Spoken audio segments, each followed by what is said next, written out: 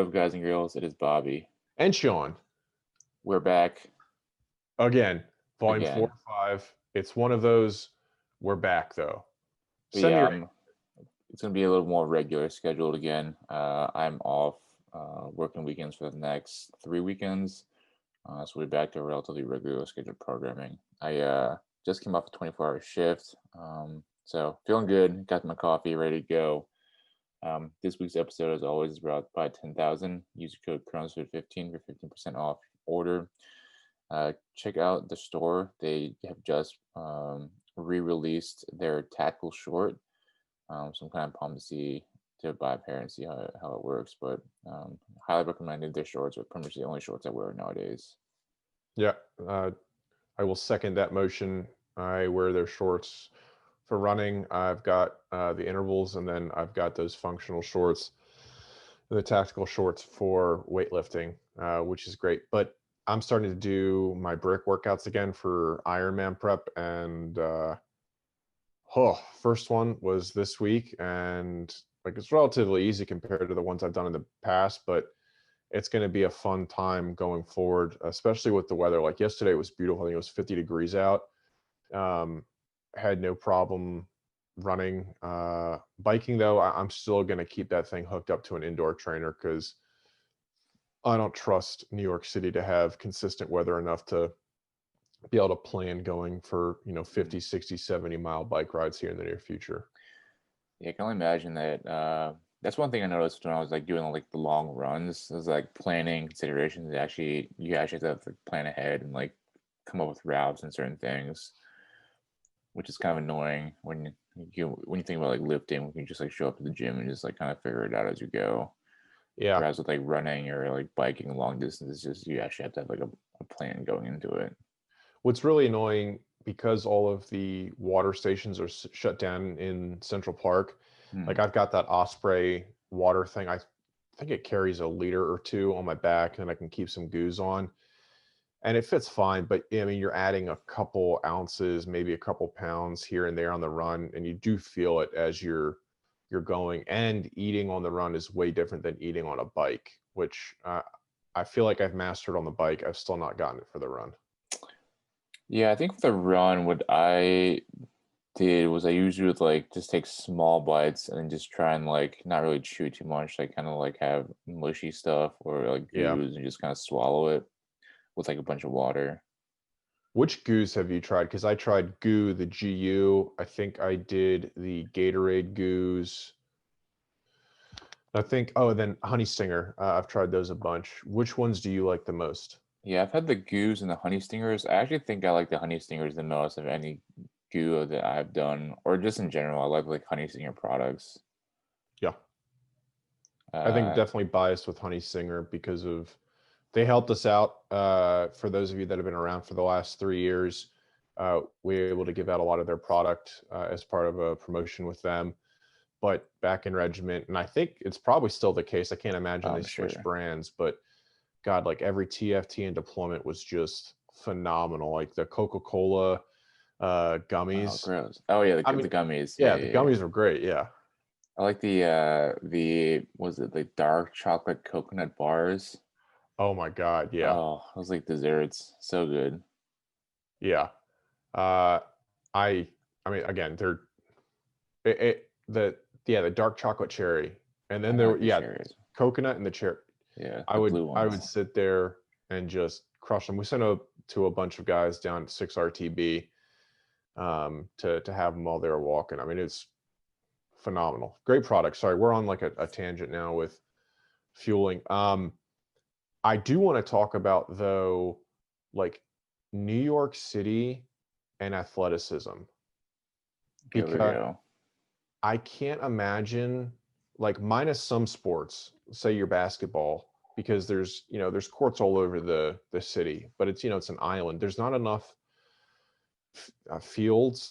There aren't enough of them to, I think, find any good athletes when it comes to like your baseball, your football, your soccer, cross country. I would even say is limited, and then lacrosse too. I never see organized sports beyond like a 7-on-7 anywhere in Central Park, and it's always small groups of kids learning from like a single instructor who's probably our age, and they range in age from 7 to 13. I have to wonder, and you're a doctor, so you might have taken classes that point to this kind of discussion, but is there a disadvantage that kids like in the city will have maturing physically because of like a lack of access to the sports that we grew up with outside in a more rural environment? I mean, I think like logically you can think about it. I think from like a similar perspective, from like urban food desert type perspective, where Sure. living in the city, you don't have as much access to like fresh produce and what have you, depending where you live. And then of course, not growing up like in a field. Yeah, I can only imagine that that would have some effects on your the rest of your life in terms of physical development. Like growing up, I remember like growing up playing like we had a like gym class growing up and played like sports from like kindergarten essentially until I graduated high school. I had gym class. But I also heard that in America, I feel like read or seen somewhere that like most schools don't have gym class anymore. Like only like 25% of schools have gym classes now because they just like cut funding for that, for Yeah, like it blows physical my mind. It's education. the same with the music, but I always feel badly. I grew up in the suburbs outside of DC, and like soccer was my primary sport, and we would play tournaments, or we would play teams within the national capital NCSL against guys from north in Maryland to pretty far south in Virginia, and then further west almost to the West Virginia border, because there were just fields everywhere. So there were hundreds of teams Hmm. that competed for positions in the league and then in tournaments like the Virginia Cup. But I can't imagine you can do that in New York City. One, to get outside of the city to play, it's almost as bad in Jersey, and I would say most of like Brooklyn, Long Island area, because there's just no field. It's so industrialized. There's just so many, communities and apartment buildings. I don't know where these kids would play any sports to begin with. So if like Central Park is it, unless you live in a very specific location in the city, Hmm. between like 59th and 110th or 115th, I don't see you getting access to the types of fields to really make yourself a good athlete, or a good soccer player, lacrosse player, whatever needs like a big open field to really develop some of those acute skills. Sure.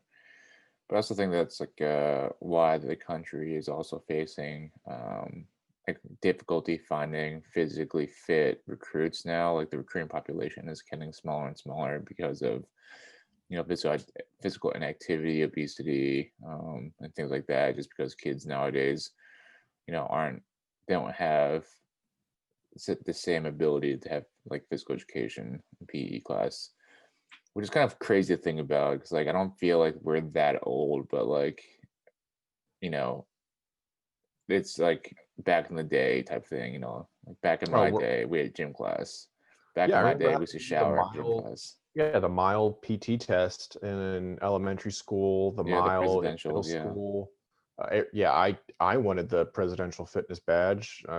Like, I don't think some people wanted to try. I hit puberty later than most. I won't lie. I mean, it was like not through high school that I really started maturing, but like I was still trying to get after it. And so I think some kids were like kind of going through that phase of, this is conformist. It's not cool. I don't want to sweat. That's when Axe body spray came out, and Hmm. goddamn, did Key Middle School smell like every awful variant that they produced, because kids would spray it in the hallway before class. They'd spray it in the locker room after gym. I mean, it's disgusting. I thought that smelled worse than just like body odor. Yeah. Talk about memories. A lot of memories right there. Old person stuff now. Now we're old. But Seriously you old. bring up a good thing, the obesity issue. If we look down to like DC, I feel like every single time I see one of the National Guardsmen that's been assigned the 20,000 plus now, like we have a serious obesity issue in the Army. Like I've seen, we see it in active duty all the time, but it was on full display with these National Guard units showing up.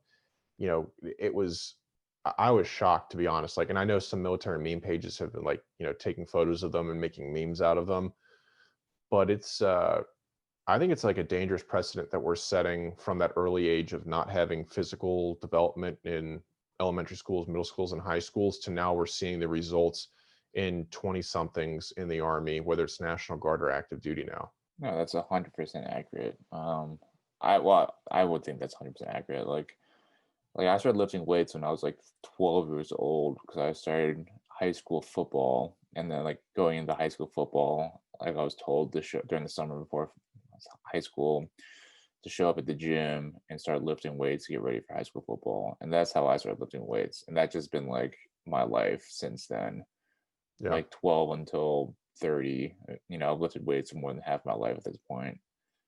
I didn't lift weights until college because running cross country and doing soccer, like we were always told, oh, if you lift, you're going to get bigger, you're going to get slower, and we need you to be lean and fast. And then you'd look at guys that were running 15-minute 3 miles or 16-minute 5Ks, and all of them were incredibly lean. So, Hmm. as far as what I had to gauge growing up with the people that I looked up to from freshman year to senior year, it was like the skinny crowd. And it said to me, okay, I don't need to lift weights to be successful at this sport.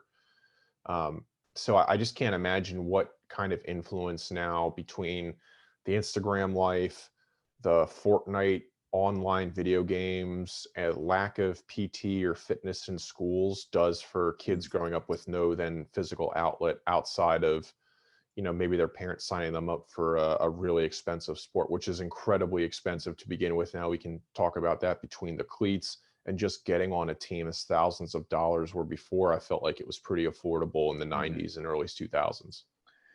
Yeah, yeah, definitely for sure. Like I played, sports growing up. My parents had me up for like rec leagues growing up, soccer, tennis, all of, like the sports. And then like I got into lacrosse in high school, middle school and high school, and that was like my sport. So I like played lacrosse, played football for a little bit. So I think that's where like I, got into sports and the whole like dynamic. I think it's also like where I think I kind of socialized a lot and developed kind of some leadership abilities, Right. like in high school, being like a captain lacrosse team, and developing that like, I guess, leadership skill at a relatively early age. I don't think I appreciated it until, in the, like just being on a team in general, until like we got in the military and then realized that like, oh, the military is kind of like being on a sports team. You're all on the same team, you all have certain jobs, and then you have to help each other accomplish the mission or the, to win. And it's just like such a direct parallel that has served me very well in terms of like, being able to assimilate well into a team, being able to like work well with others, having leadership ability, et cetera, et cetera. Would you say that the amount of athletes that we have, say on the enlisted side of the house, or if we looked at the enlisted Rangers, I would bet that it was almost like a 2-to-1 ratio of those who grew up playing sports compared Oh, to like the officer cohort. Like dude, I would say I like, would say yeah. a ton of officers don't grow up playing sports, and you can usually tell that in like their interpersonal skills, whether it's like going through something stupid that's stressful and not being able to have any experiences before on like a team with like a 10 seconds left in the game, who's going to take the final shot type situation. I feel like a lot of officers don't play sports, and then the majority of those who do, who have like really good leadership skills, are tend to be the enlisted personnel. Yeah, I would say like for sure, at least in regiment or probably like in SOF in general, I think a certain personality or a certain personality type persists in these environments because a lot of these more like SOF is going to have people that are good teammates that are able to work well in teams, like have some leadership abilities, be independent, but still, have some drive to do good things.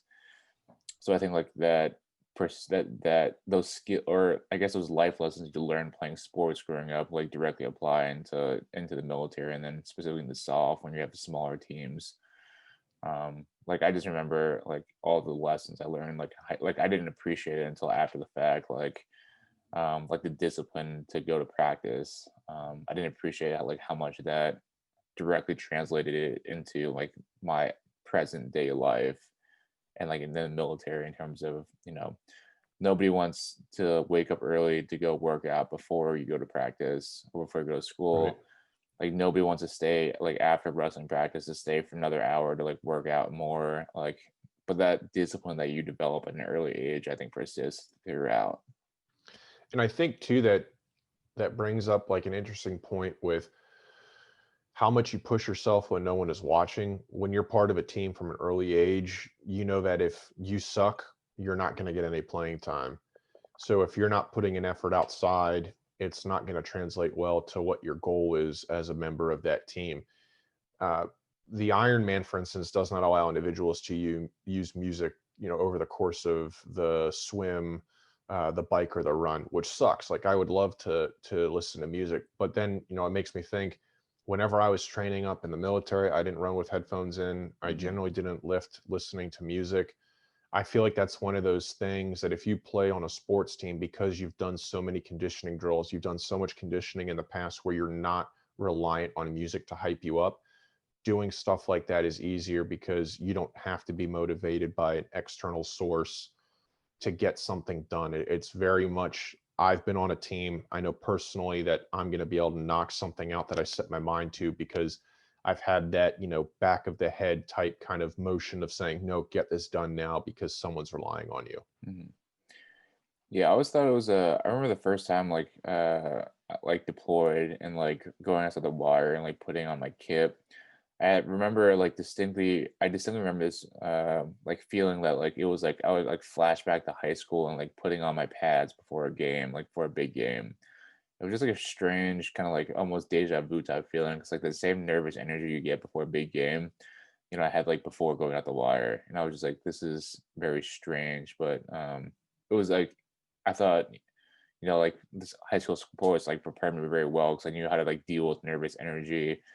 Like I knew before wrestling matches or before like football like games, like how to deal with that nervous energy and how to like channel the energy into being ready for the mission or for the game, and that translated directly in the military, like understanding like how my body reacts when I get nervous, like how to control my breath, control my heart rate to like calm myself down. And those are all skills I think I picked up in like playing sports growing up that directly translate in the military. Yeah, for sure. I didn't play any contact sports because, Nerd. like, why would you look at my face? Who would want to risk that? Um, but I remember getting ready to go on missions, and almost every single mission I feel like I could trace back to one of those like individual moments where you had to prepare. For me, every single time I was in regiment getting kitted up, whether it was at like a TFT or deployed, I would think back to waiting outside of the board, to hear my results, or waiting to go in and report and, get crushed through a presentation or get asked really difficult questions by whether it was the RCO or, sergeants majors, like dealing with that, and then before it was, what kind of physical preparation have I done where you're standing on that PT line ready to take that 2 mile run, and you're just like, for me that was the most nervous part of the PT test because I knew how much it was going to hurt if I pushed myself, Hmm. and just being comfortable with that anticipatory pain level that Hmm. I'm going to do it regardless. Yeah, and that's like yeah, I just think it's like all these it's funny like reflecting back on like I think like my development over the years. It's kind of interesting seeing or picking up like certain themes or like seeing like how certain experiences have like shaped me into who I am today. I think it's just like a good testament to like doing and pushing yourself and doing hard things when you're young, because you never know where it can potentially lead you or develop you in the future. Yeah. So, I mean, going back to the main point with the Army having a weight issue, I could also say there's probably that, like, I think a social media definitely plays a role in the obesity epidemic in the Army. And this might be a stretch, but hear me out. I feel like when my parents were in and when I first got in, like, you really only had, especially for us, like Facebook was the only social media you could have. And there wasn't anything cool or, story worthy. It was just kind of like every once in a while people would dump albums on and you'd be able to see them on their posts. Mhm. And people growing up want, aspired to go be a Green Beret, to be a Ranger, to be like whatever the best that they could possibly be within the Army, even if that just resulted in a profile pic. And I feel like now the generation, more soldiers enter not caring that they join like a soft component or that they go to Ranger school or they go to sapper school or they earn their airborne wings.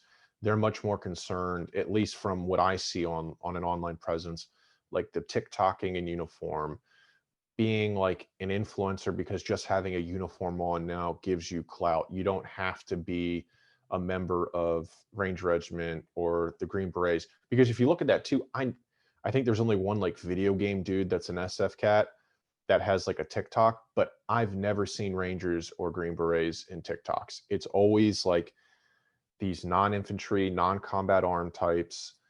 They're usually like, I can't even tell you where they're taking these TikToks, like in a motor pool on, maintenance Mondays, but it does not seem like we are promoting like that really badass commercial the Army released a year and a half ago. It's like now we're focused way more on this just weird, watch me do this dance in uniform type environment, military wide. I mean, you're still in, so what is your take on that? I mean, I don't necessarily think that it's a product. I think it's more so just a product of the times that people grew up in. Because I'm sure, like, if TikTok and Instagram were around when we were like coming up, I think that there'd be the exact same thing would happen. I don't think it's like necessarily, reflective that the generation that's up and coming is like weaker or like not as capable. I think it's just a product of today's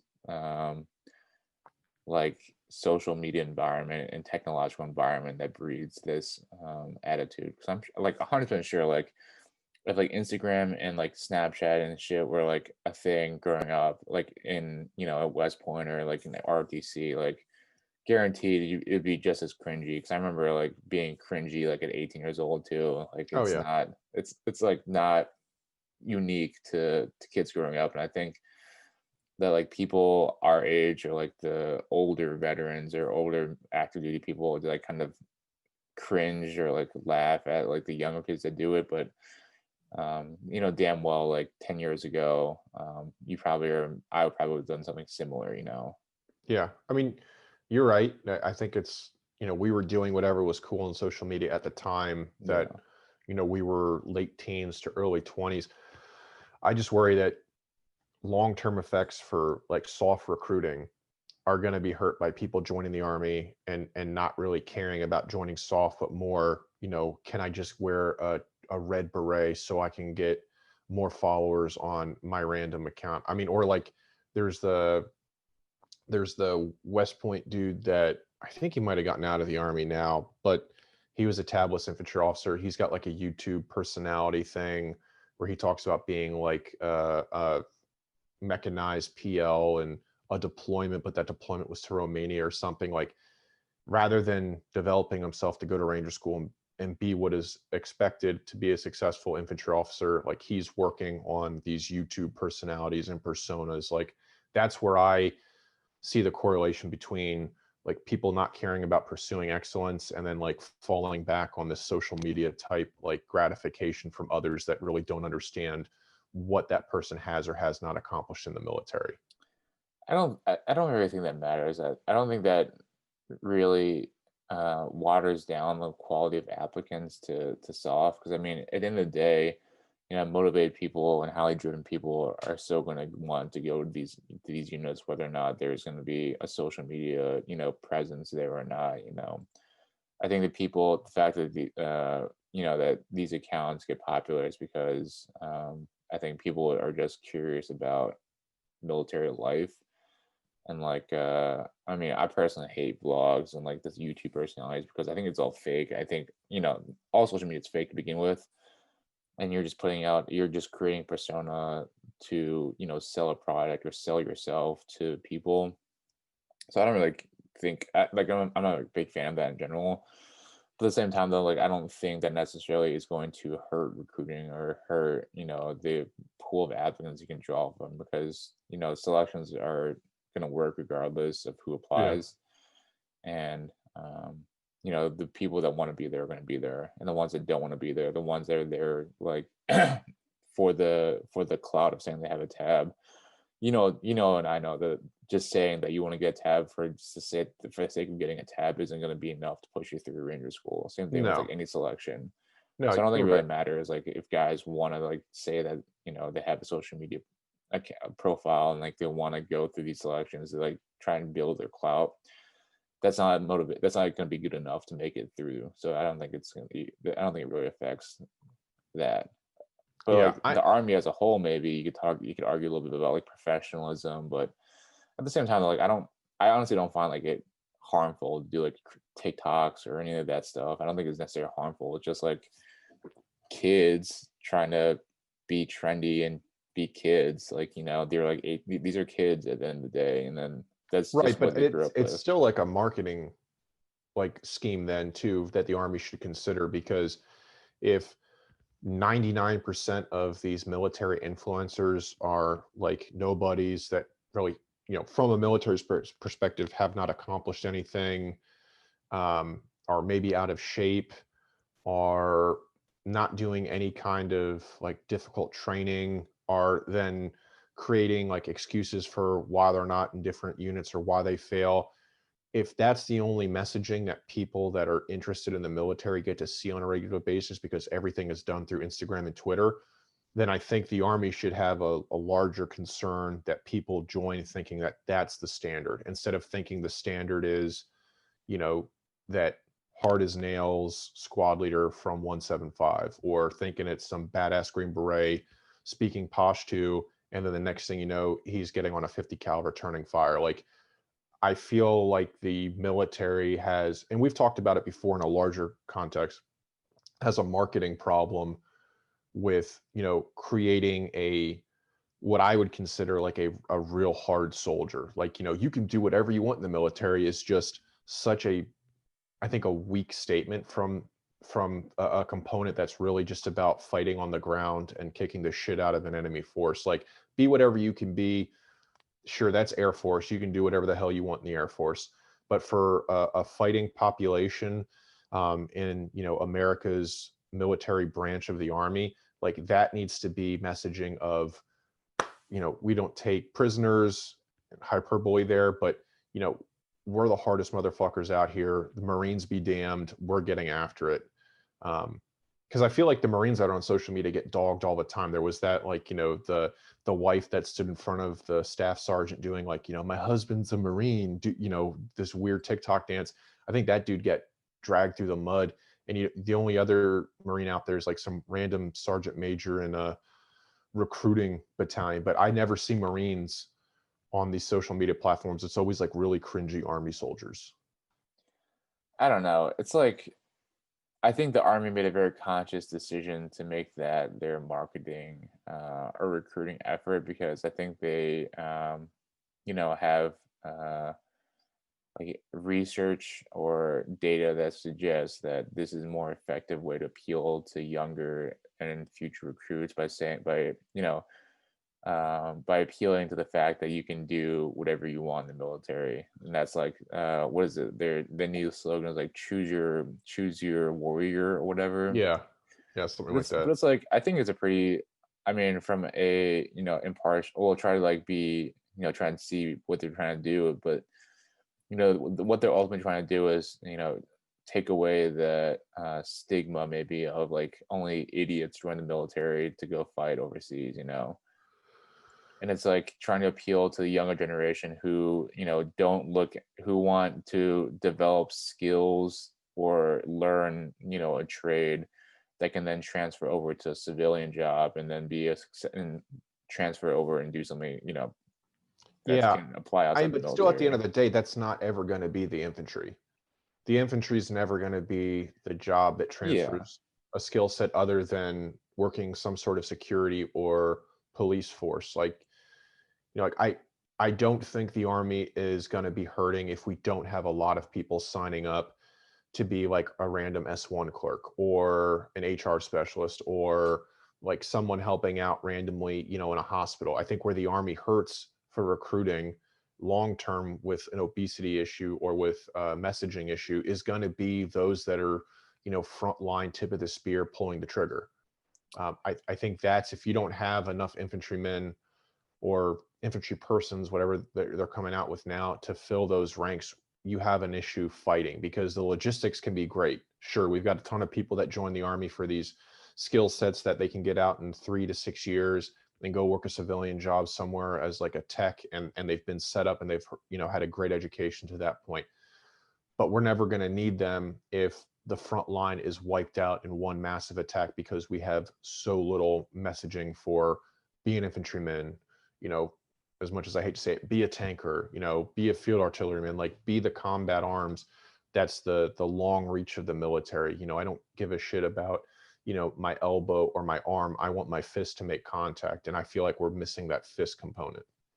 I don't think so. I think that the people that want to do that are going to do that regardless of whatever they get pitched by the recruiting ads. Yeah. Because ultimately, what I think the Army is concentrating its efforts on is the like the soft skills in order to, increase the soft skill branches. I don't know the data, but I mean, you'd have to take a look at the data and see like what and how recruiting efforts have been going, but I have to imagine that like the people that would want to, be infantry aren't going to watching a commercial on like choose your warrior isn't going to pump them up to go infantry. They're going to want to do it regardless of Yeah, that. you're going to have that passion well before. Yeah. So, these commercials is a conscious effort by the Army to target like a certain demographic or like certain, subset of recruiting age population to try and get them to enlist or join the military, to help propagate some other branches. But it's weird though, if we look at the messaging from other branches, I feel like the Air Force is very much focused on like, this is graduate level work. Mm-hmm. You're going to be working at the, highest reaches of our, technological capacity from a military perspective. The Navy is just about Navy SEALs, like exclusively just about Navy SEALs. But then the Army seems to be the branch that just, like, again, aside from the commercials that have come out in the last 18 months, I feel like that is it's like the weakest branch marketing of any one of the services. Yeah, but the Marines are Army's cool, but also like the biggest. The Army's the biggest that has, by being the biggest needs the larger support system behind it. So I don't necessarily think that's, a bad thing. okay. Yeah, like the Marines have like a certain already have a certain like vibe to the being Marine. Like all the Marine commercials are always badass commercials, and that's the kind of personality that joins the Marines. Like you join the Marines because you want to go like do that stuff. You Yeah. won't join the Marines to become an infantryman to become like go be like to do oorah stuff. But like Yeah. a lot of people, in the Army, I feel like join the Army. It's like mixed. You have some people that won't join to like be infantry. But then you have a lot of other people that join the Army just for education or to develop a future, or like develop skills for a future profession. I don't necessarily think it's a bad thing. I think that's just the nature of the Army. Just the Army is so large that it requires like good candidates in all, or good people in all jobs. Right. Well, that's why when they do officer slating, they fill each branch up to 50%. Then they move to the back of an OML and start filling up the rest of, like, I think 25 to 30% before going back higher up on the list so that there's an even distribution of talent, Hmm. and that like a transportation branch isn't left with the bottom 10% of an OML list. Yeah. Like I totally get that. And that's one of those things that I told myself waiting to see whatever branch I got, that whatever, I'm going to serve in my capacity. And I think that's what's great about SF. If you're like an officer that kind of gets one of these soft skill branches that you have no interest in serving in, just wait 3 years, do really well, be the best that you can possibly be in that component, and then go drop a packet and change your branch, and take those skill sets on, because I guarantee they're going to come in handy when you're a logistics dude and you're in Afghanistan coordinating for part of an A&A corps, and you've got to coordinate a mission. Like, you'll be able to do the tactical part of that pretty easily with the other 18 series around you and command team, but maybe the logistics is something that nobody has any idea on, and now you're the subject matter expert. Yeah. Yeah. So I don't, I think probably the Army does have like a issue in terms of recruiting like physically fit people, or physically fit candidates to fill like the other, more desirable jobs. But at the end of the day, I feel like there's never going to be a shortage. Well, there's probably not going to be a shortage of guys and girls that want to, join the infantry or sign the 18X contract or sign the option 40 contract. Like I feel like it's they don't even have option 40 contracts anymore, where guys, have to go to AIT and then out of AIT volunteer to go to RASP. And I think that's just indicative of the fact that, they have so many people that want to join like the more elite units already. We've talked about this, I think, briefly, probably in like the first year we had the podcast, but and it sucks saying it out loud, because I remember when I was in regiment, I was like, I never want to do these jobs. Like, I would never want to be a basic trainee company commander. I would never want to be a recruiter. I would feel badly if one of my rangers had to be a drill instructor, because it was, this guy's time and effort should be focused on doing what he's really, really good at, and that's jumping out of planes, seizing airfields, and going on raids. But I also think if you saw, because we have a personal friend that's having an issue trying to get his contract squared away to enlist and go into regiment, if you had individuals that had those experiences in those key positions, to make sure that they could screen individuals that came in and said, hey, I want to sign an option 40, I want to go the 18 X-ray route, again, you'd have that role model to look up to and say, holy shit, like, Sergeant First Class Jones is a monster. Like, that's what I need to look like in order to be successful in the Army. Or my company commander at basic, for, and this is hypothetical, is coming from Ranger Regiment. So he's going to push that company to outperform the other companies to try to physically match what was in regiment. So I almost feel like now when we look at drill instructors and recruiters, maybe part of the Abrams Charter means that we have to take more guys out of regiment and stick them in these positions that maybe they don't want to go to, but for the needs of the Army would do a much better job at promoting SOF than maybe what people are seeing just online or on TV right now. What do you think about that? No, I would 100% agree. I think those jobs are probably the most influential job that you can hold in the military. Like you talk about like being a, like platoon leader for like a platoon of like 20 or 30 dudes, right? And then you talk about being a basic training company commander for a company of 200 soldiers, but 10 classes a year. So you have 2,000 soldiers that you are directly have the ability to directly influence. And same thing for like drill instructors. Like you have such a massive influence on potentially the future of the military just by being in these jobs, which ultimately kind of suck. But I think maybe drill and maybe recruiting get kind of a bad rap because they're kind of filled with a bunch of shitbags that are trying to dodge the line. Yeah, absolutely. And they're heavy. Like, I remember, again, I told the story before. I Bullock went and did PT with a basic trainee company, and we did like this PT competition with the drill instructors, and absolutely smoked them. Like, it was not even close in their own workout that they picked. And I remember thinking, that's not good. Like, I've just come in the Army, I'm just getting like my fitness underneath of me as far as military fitness goes, and it was not. It was like, it was embarrassing to me to see like the basic trainees now see their drill instructors that they think are like these physical gods. Yeah.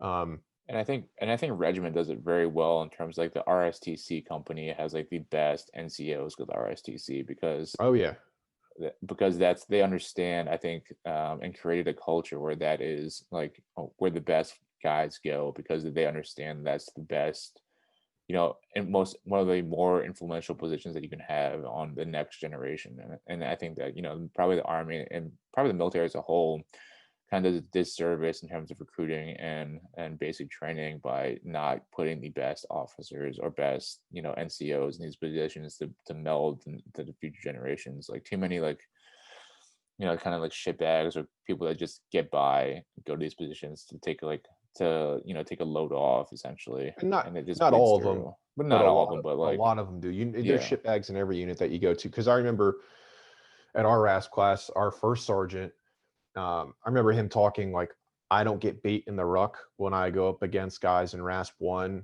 I'm going to win every single RPAT that I take. And the dude was a physical monster. And that was a first sergeant. So dude's been in for like, what, 14 to 16 years Hmm. up until that point. He's a sergeant major now. But like, that was what I wished I could have seen from like the drill instructor crew that I first encountered at iBook. I wished, from an officer standpoint, we've talked a lot about how do you get into Ranger Regiment, but like what's next after Ranger Regiment for the guys that stay in. You go to career course, and then it becomes, I want to go back to Ranger Regiment as quick as possible. So I need to find that brigade that either has a short command queue, or I need to find a unit where I can do like something influential for maybe a year, take command. So 2.5 years from now, I'm back in, wearing a tam beret. And I always wish that in IBOLC, they would take these pre-command captains, make them either the IBOLC company commander or an IBOLC platoon TAC. And then after their year, 18 months there, they're automatic. It's not even like it's up to the brigade commander's discretion at these forward units. It's, okay, we're taking Captain Camperson and he's going to go take over, some company in 2nd Brigade 4ID. Like, that's an automatic. I don't have to wait in the queue. And I think that would promote, especially from the officer side of the house, guys going and giving back in these kind of roles. And then you're really putting some of the top 10% of the infantry branch in front of the brand new second lieutenants that are worried about going to Ranger school. Okay, not only do we have a Ranger qualified guy here, but we have a guy from regiment. Not only do we have an individual that's maybe deployed but seen combat. So you instill in this like junior leadership crew like some of those traits that make up more of the upper echelon of an infantry year group. And again, it might sound, I don't think it's coming across as braggadocious. If it is, I don't mean to, but there is a hierarchy within the infantry of guys. Like, if you get into regiment, if you serve in these positions, like, it's completely competitive and guys have to step up and do that. And I think they should be rewarded for it. Yeah, but the like the RIs that come out of like Captain's Career Course and go like the RTBs, don't they finish their like platoon trainer like tour and then go into a company command? Isn't that like the deal that they cut? Yeah, but I think it's like 2 years that they're down at these duty stations. I've had a couple buddies that did that. And it's great for them that they get these opportunities. And I think that's the same thing. Like, you could go be an RI after Triple C. Like, I would have loved to have taken on both the eyebolt position, something at RTB, but I thought I would get to my brigade and be given a company command. Essentially, I was that confident that I was competing against either untabbed, no deployment, or individuals that I felt like my resume stacked up higher than.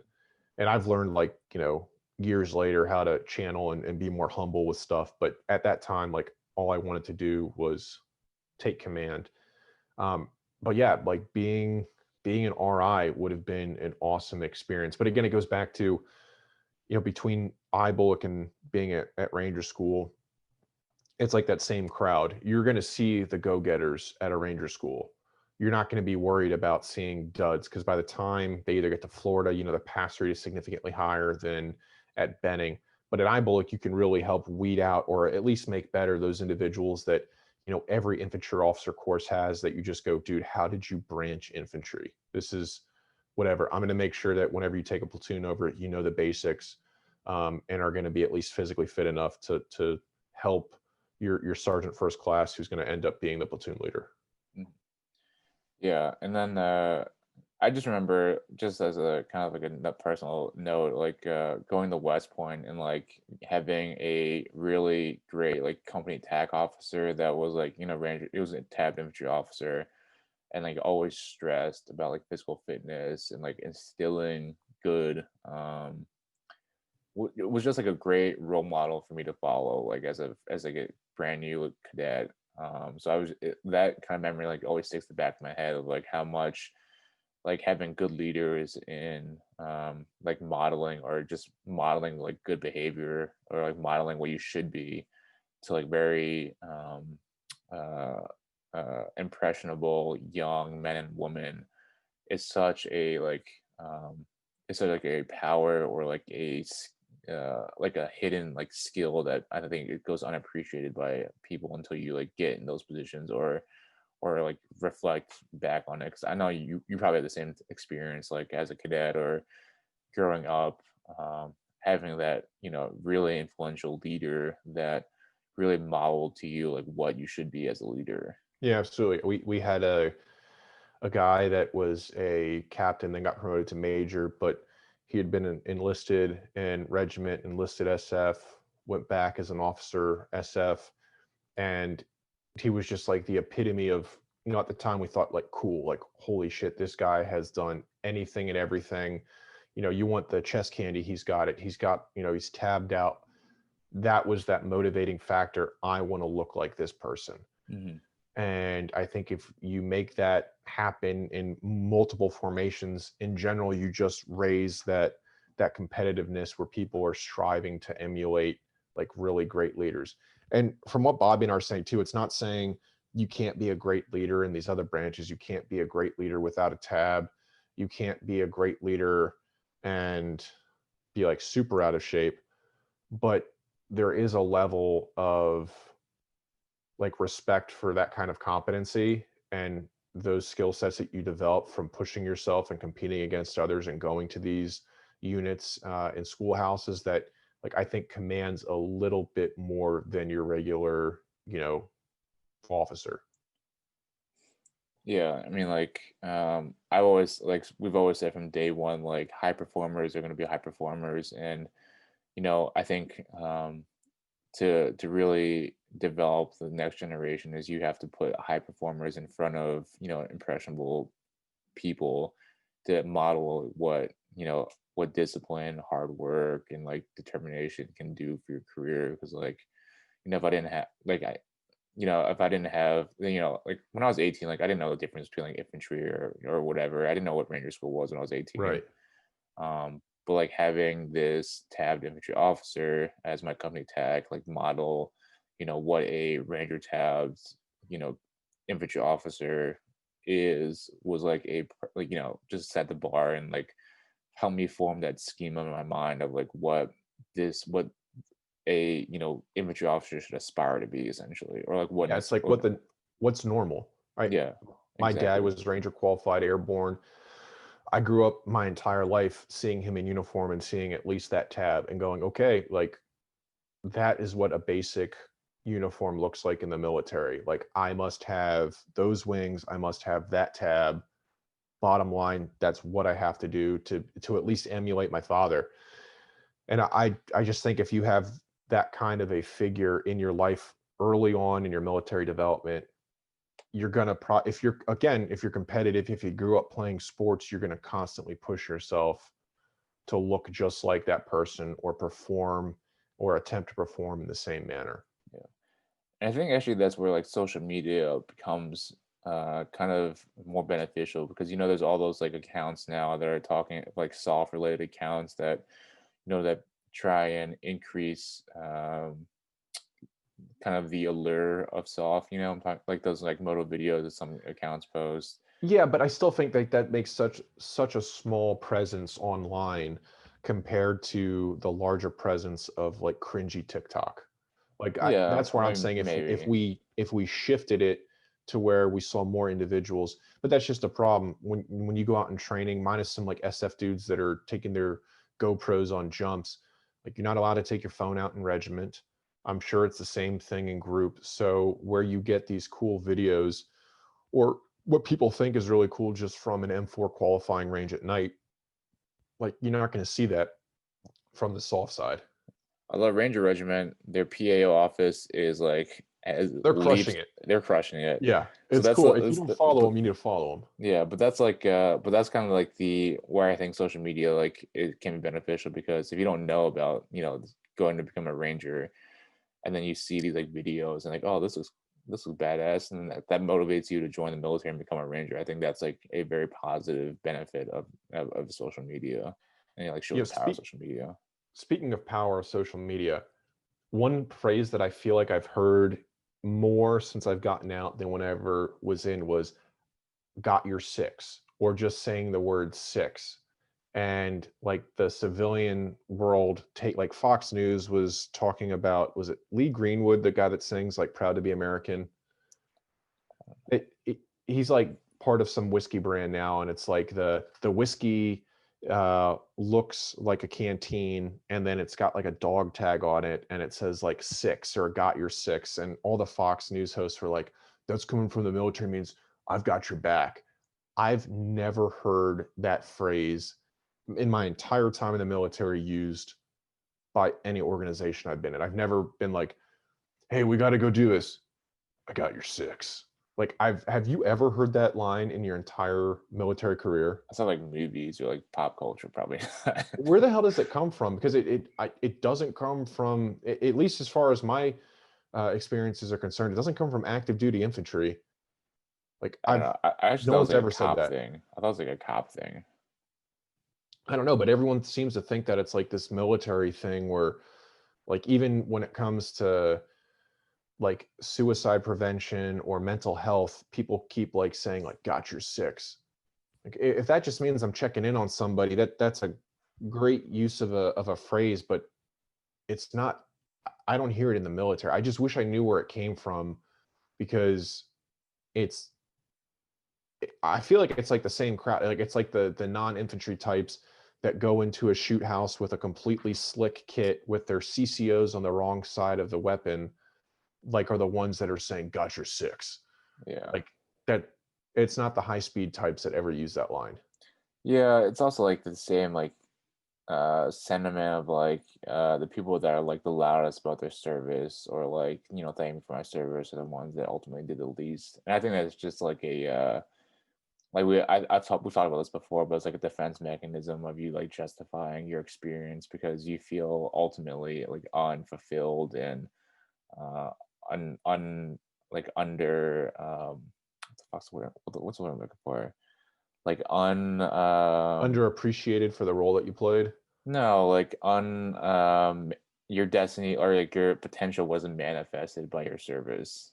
Underperforming. Yeah, by like not going to soft. So you like, were just like this, kind of standard guy. So And you then buy all the shit after you get out, and you act yeah, like to a tough try and dude. like make it seem like Yeah. that you were like this huge like hard charger when in fact you weren't, just as a way of like mentally justifying yourself, like hey, like or like overcompensating for your self-perceived lack of like Yeah. experience or But something. that goes back to what we talked about at the very beginning of the podcast, where the image of the military is primarily fueled by some of these underperforming types. So that mottos like "I got your six," and guys wearing, the ops corps and wearing a plate carrier that they weren't even issued because they were wearing an ACU IBA when they were in, are the ones that are filling everyone's feed and making them think that because they're the loudest, that must be the most common aspect that every veteran shares. Yeah. So, like, that's because it was making me think, because I saw it yesterday or 2 days ago on like one of the Fox morning shows in the background, and I was just like, who, I got to talk to Bobby. I've never heard someone say in the military, "I got your six." I was like, I don't like, I've heard this saying before, but I've never Yeah, you or I like, thought it was like a movie thing, like yeah, someone, that was a movie thing. Yeah. yeah, not like an actual, but I don't know, what would that even be considered in the most? I mean, like, you got rear security, but I've never heard even in a stack someone say like, "And you've got the six." Chobes. Which Yeah. Yeah. I don't think that would count. Yeah. What was I gonna say? Oh, I had a question I want to ask you about. In one of the Q&A sessions, some guy was asking about like kind of the pathway to get to like to Ranger to SF, and someone actually responded and saying like, "Hey, I think this dude is this person is looking too far ahead." I actually don't think that's a bad thing. Do you think that like looking or forecasting or trying like plan a career as like when you're before you know anything is like a bad thing, or how do you feel about that? No, absolutely not. For guys like an Bullock and gals now going to Ranger School, I remember while in Ranger School, my friends and I were having conversations after having, limited experiences with guys in the platoon, from group or from regiment, and making decisions based off of those like interpersonal relationships we developed. Like, oh, like I want to go to regiment because I have 3 guys from regiment in my squad. They're phenomenal human beings. Like they'll do anything for one another. I want to go to there. And then another guy had an ODA dude, and he's like, no, it's the coolest group that I've ever met. But I, as soon as I graduated Ranger School, I was planning out, when can I go to SFAS? When could I go to regiment? And for dudes that want to do both regiment and SF as officers, like we've said on the podcast before, like we've said on these stories, you need to keep that to yourself, because it is so hyper competitive, one, to get a platoon in regiment, especially if that platoon is potentially going overseas. Like that limited experience with so few deployments is huge. But if they find out that you want to go to the special forces and go to selection while you're in regiment, it's, I think in most battalions, like the kiss of death, because they want infantry officers to take those experiences and then go out to the big army and take company command somewhere and take those lessons learned. And they see that decision leaving regiment to go SF as just kind of more selfish, because, for the most part, group is phenomenal. Like they have some incredibly high quality Green Berets. They've got incredible training. They've got awesome rotations and deployments. And so they don't think that coming from regiment or from the regiment side of the house, going SF is taking those lessons and what the Abrams Charter was really meant to do, and promulgating things that you've learned to the conventional side. So it's not something though that you shouldn't plan for. You should still look out in your timeline and be like, okay, 2 years in, I can go to RASP. After my PL time, if I got XO time, then I'll go to SFAS. But don't expect to be patted on the back and get handshakes from your other Rangers, because the expectation is you are probably going to try to compete to come back there one day as a company commander. Mhm. So that's the only thing that I would highlight if individuals from the officer side of the house are trying to do that. Yeah, I'm kind of mixed about like telling people or like having like these really elaborate plans and goals. Because I always felt like the guys that like were super loud about like I'm gonna do this, or like the They cadets, never or did. they never did. Oh yeah, no, 100%. None of I have a ton of friends that both after Ranger School and then during our first duty stations kept telling people, I'm going SFAS, I'm going to RASP, I drop packets for this and that, and then would either not go, would go, but would come back and not finish the course out in its entirety. Like they would be there for 8 days at SFAS and then quit or get dropped.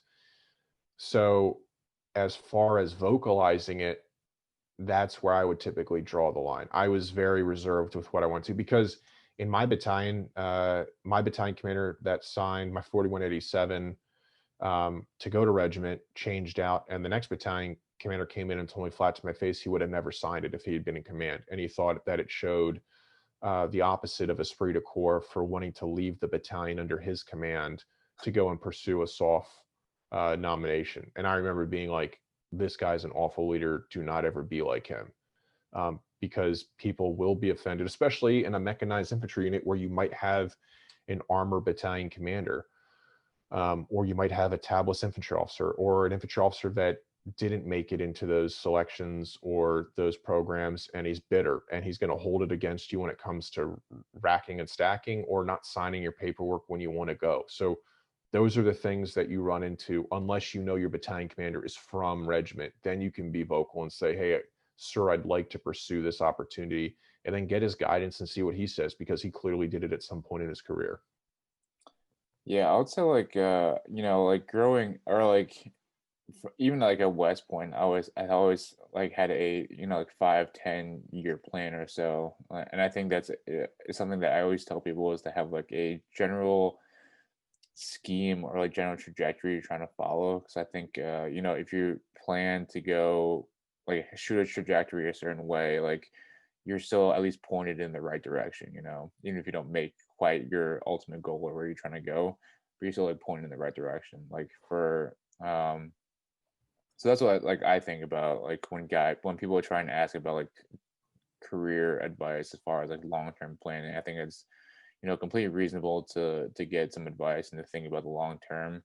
But as long as you're pushing yourself to get to that point, I think. Yeah, and what I would say too, for those that are still listening, that are interested in this topic, if you are like a junior in high school and you want to go into Ranger Regiment or you want to go SF, asking like what I should be doing now, I think is too early. Like that's an instance of you're planning too early. If you are a brand new second lieutenant at IBOLC who has not graduated Ranger School or is just graduated Ranger School, like asking what should I be doing right now physically to prepare to go to RASP or SFAS is too early. Like the physical preparation side of the house, if you maintain your fitness, can be a 6 to 9 month train up. But at that point, you need to be focusing more on the mental side of the house. Like Yeah.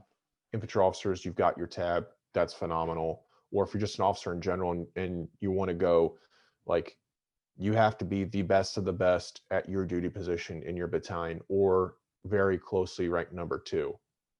You can't have these goals and then just be like a random cog in the wheel. Like you have to be the driving force in your battalion. When they're like, if there's a decisive element for an operation, if it's not your platoon, that should be an indication that maybe you're not going to be successful when you put in a packet, because it's not going to be written on your OER that like you did X, Y, and Z at JRTC, or your mission exclusively in your battalion's deployment to Afghanistan was this really cool opportunity. Like if you were just some random security force on Bagram, like it's probably not going to write very well, and you might not be as successful. So don't worry too much about the physical stuff. It's all mental preparation and being at that point the best like platoon leader that you can be. Yeah, I think that if that's another thing that I think you have to balance too, like looking too far ahead is like if you are aiming too far ahead, you miss like the present moment and aren't applying yourself in the present moment. Which I think is another like a trap that I think that people can fall into. It's um, like for example, like oh, I want to go SF. Like it doesn't matter how good I am as like a second lieutenant because I can just drop a pack and go SF. And it's just Right. like you kind of miss like the trees for the forest in terms of like you are missing like the ability to excel in the short term, which ultimately will lead to success in the long term. Yeah. Like And your formation might think worse of you if you keep saying it out loud too. yeah, Uh, I remember maybe a year ago, someone said that I look like the type of dude who kept telling people I was going to go to selection, um, which was not true. I would never tell my guys that on a regular basis, because you don't want the platoon to think that you're you don't think better. they're good enough Yeah. or that you're better than them. You might have a couple guys ask you like, "Hey, are you considering this?" And it's like, "Yeah, I'd like to go do this." But that means that you have to, if you answer them, perform to that level that they've expected of individuals that have been successful there, whether they're Green Berets or going to Ranger Regiment. You can't tell people I'm constantly going to these selections and then be an awful platoon leader, because all they're going to look at you as is a guy that's either checked out of that current position or he's saving something up in reserve to go perform better somewhere else. Yeah, also like even, I never planned to go to regiment. I never even planned to go to ranger school. But just by the fact that, I was or I like I put my full effort into my current position and my current job, I think that set me up for success down the road because, you can't plan for future success without having present success or doing well Right. in the present. I think a lot of people can fall into that trap of like thinking only about the future and not living or performing in the present time in their current job. Like thinking about the next job or setting them up for the next position or setting them up for the next, next selection or what have you. I think that's like a common trap that people can fall into, especially like people that are like, are maybe like on the higher performing end where they are, maybe have a little bit, maybe think too much of themselves and, have a little bit too much confidence in their abilities and then Yeah. end up like underperforming because they're too focused on doing something like something in the future. And having those mentors too, like if you're exposed to individuals that have been there and done that, and we can tie this back to whether it's at iBullock or Basic or ROTC at West Point.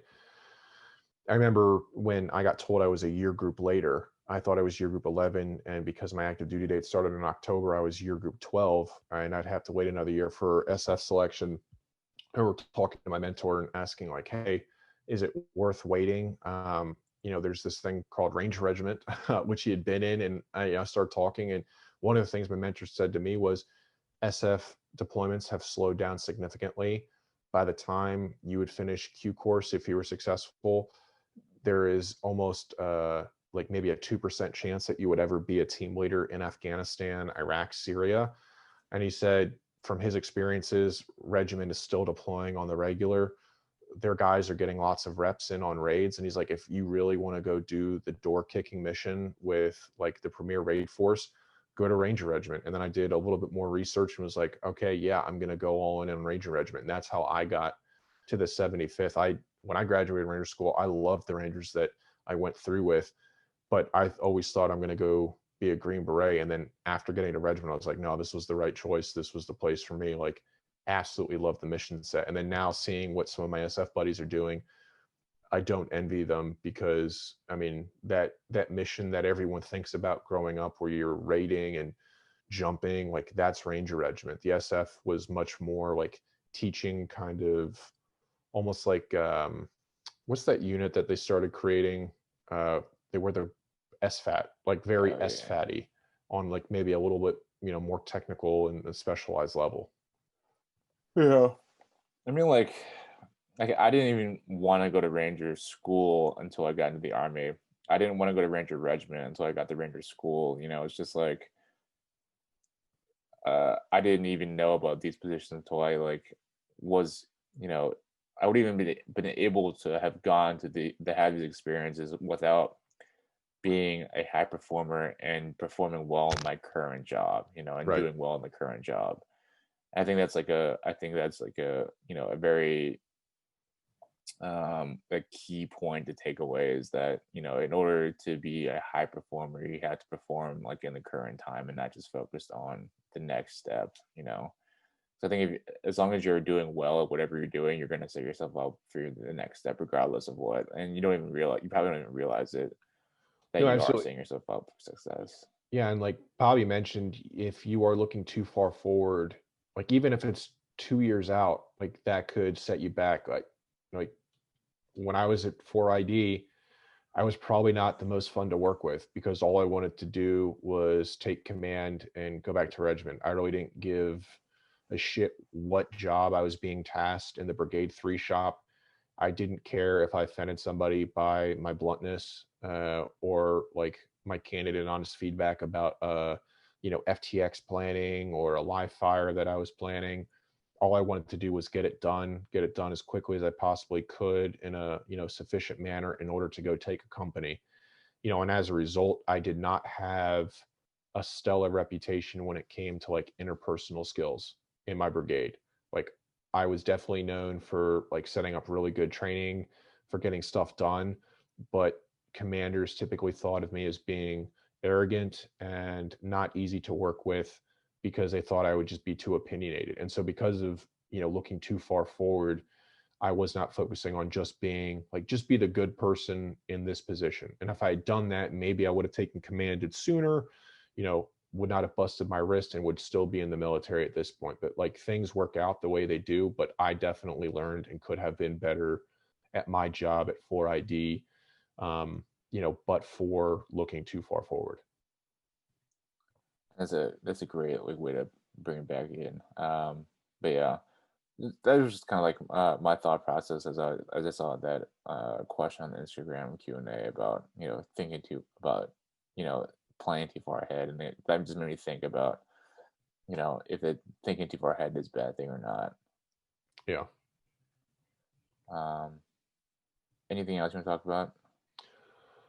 Uh, yeah, again, don't, going back to what we talked about last week, don't get too caught up in a narrative that either Fox News, CNN, MSNBC are putting out. Like, be a well-rounded citizen and read the news from multiple sources that are both conservative and liberal, and come to your own conclusions, but do not think Armageddon is upon us based on what you're seeing in the news. Was it? Isn't it? When is the inauguration? This Wednesday, Wednesday. 20,000 National Guard troops in Washington D.C. Like, it looks nuts. I can't begin to think how many, well, all the tax dollars that are going to that. Like, that's unreal. Yeah, imagine being on that duty, being mobilized to go sit in the national. How I pissed would you thought be? I would be. Because you're just sitting there. You're not even like doing anything. You're just Oh sitting yeah, there. like the guys that are asleep in the Capitol. Like, Yeah. I would be annoyed. I would have rather, instead of mobilizing the National Guard, do what they did, where they were going to bring up, like, a brigade or something from the 82nd. I think you have a bunch of, now, as it's America's unit, as much as people will shit on them, if you had a bunch of dudes in red berets stationed around the Capitol, with their gear maybe just tucked underneath their legs, just standing there, that would be like an image of kind of strength and power, instead of, you know, overweight dudes and dudettes with Hmm. gas masks on their hips, wearing fleece jackets and not having any nods mount on their ACH. Like, that, that is not, that is not intimidating. Yeah. Inspire confidence. Yeah. Like, I want these people that were so cocky to storm the Capitol in the first place to look at them and go, "Oh yeah, we're hard pass. Go back, retreat." Yeah, I do want to shout out to the 82nd because I think the 82nd does get shit on a lot. Oh yeah. But you have to admit, like, of all the regular army units to be in, it's either the 173rd or the 82nd that I would be in. Or Okay, four, Richardson. yeah, 45, but like that's like nobody goes 45. I did. I wanted to go. I wanted to jump in the snow. Yeah. I mean, you you see a lot of dudes from regiment go back and forth at the battalion command level. Um, I mean, they get all the gear before the rest of the infantry units get them. Hmm. I mean, but with that, there's that little bit of swagger that they think they're, and they get a lot of the 18 X-ray and uh, Ranger, Rasp. yeah, yeah, RAS failures, or dudes that have been RFS'd. So, like, Hmm. you do generally get, I think, maybe some more like physically fit kind of badass types that maybe have failed out from elsewhere that are still going to try to be successful. Yeah. Also, like, I just think that they say about like in Ranger Regiment, you like volunteer 3 times, but you volunteer for airborne school, you volunteer for regiment, or volunteer in list, you volunteer for airborne school, and then you volunteer for RASP. But just having that additional step, I think, weeds out like a lot of individuals. Yeah, people are super proud to be paratroopers. Like, there's no doubt, and they've got a kick-ass legacy. I sure as shit didn't want to put on a Stetson. I can tell you that much. I still don't want to put on a Stetson. Um, but I would have loved to have gone to the 82nd, just because of the opportunities that they've had presented to them, both in Iraq, Afghanistan. It's like 375. Everyone knows 175 is the best, but when they want to send someone in to jump, they're going to send, the Palace Guard, the guys that are right down the street. You don't have to go find us on the beach to figure out, like, your, next mission. You can just walk right down the street to the most angry, high and tight, types that you have possible. But that's always why 175 is the best, and third just gets it by geography. Yeah. But anyways, just wanted to just say that you don't have to be in soft to be a good leader or to be good at your job. I Yeah. think being good at whatever you do, whether or not you're in like soft or not, I think a good leader is a good leader, and a high performer is a high performer, and a high performer is going to high perform. Yeah. I think we know that then. I think that was a good ending. Yeah, it was a good ending. This was a good podcast. Like, if I do say so myself, it was professional. We didn't get on any tangents. We really didn't. I don't think we shit on anybody like relentlessly. Yeah, the only thing was like the got your six tangent was a little unnecessary. We're still recording right now, so like I thought the got your six part was probably the most pointed thing we talked about. Oh, the most poignant. Yeah, okay. Yeah. Um, but I think we'll end it with that. Any closing comments, Sean? Buy 10,000. Do not buy Lululemon. Are you posting to the It's Insta you. this week? It's you this week. Oh, it's me So for this week. those of you that are looking for the military prep, it'll be on the website. We're going to be switching it off every week. So those that are following both the functional fit and the military prep side of the house see their programming come up half the month. And also shout out to James, our nutritionist. He's starting to get some more clients through the personalized nutrition service. Seriously, if you guys have any questions or difficulty with your diet, nutrition, losing weight, gaining weight, increasing performance level, increasing your or optimizing performance, definitely invest in the personalized nutrition. James knows what he's talking about. I think he's done a great job with the nutrition side of the house. All the infographics he's been putting up, I think, are extremely beneficial. And he, Oh yeah. actually, and I will vouch and say that he actually does the research and actually looks at the research. Whereas I think I'm probably a little more bro sciencey on some of this stuff. Yeah, but you're not like that when it comes to surgeries. It's just for nutrition. Yeah, just nutrition, a little more I bro just take it off. sciencey. I'm going to take the knee off here. We're good. Yeah. But yeah, so we'll end with that. We'll catch you guys next week. Peace. Later.